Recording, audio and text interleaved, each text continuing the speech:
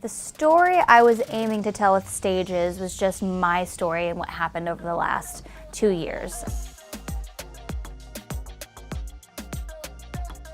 The winner of Season 3 of The Voice is...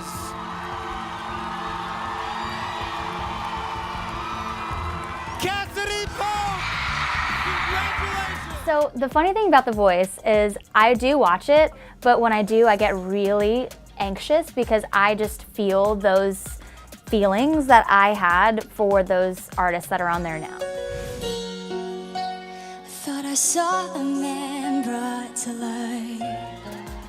Like when they're walking up on stage for the blind audition, I'm just like, like my heart starts pounding and I'm like, I need a drink, this is too crazy. So what I usually do is I'll go back onto The Voice's YouTube and watch the performances, and that way I can kind of skip the whole like nerve-wracking, anxiety-ridden sort of experience all over again. That's awful.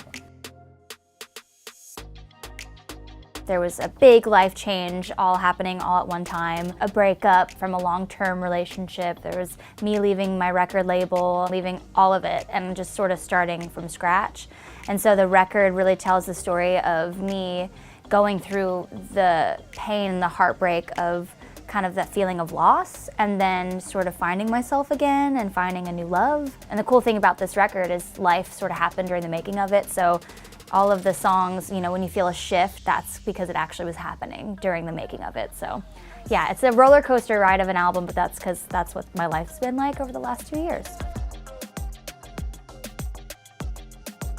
I was asked by CMT to headline the CMT Next Women of Country tour because they have been such advocates for me. They've been so supportive in this new chapter especially. You know, they've really come to my rescue as far as helping me out and premiering my video for Take You Home. And I just really want there to be equal opportunity in my band and crew for women and men. Like, I don't want it to all be one thing. I want it to be split down the middle. So that's kind of what I'm like putting all my energy in right now. I think there's like a lot to be said about people that want to see women out on the road and hear us. So we're really proving to people that we need to be heard and we need to be given a chance.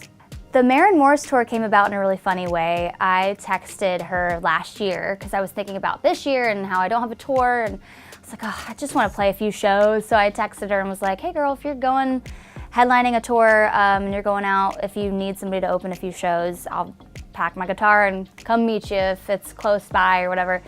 And she said, that's so funny. I just finished the proposal to send to you with my team to open my Girl World Tour. And everything she stands for is something that I hold dear to my heart, and it's for equality and humanity and, you know, obviously women empowerment. So it'll be like a love fest. It'll just be a really feel-good tour where we're just spreading the love and the message of empowerment.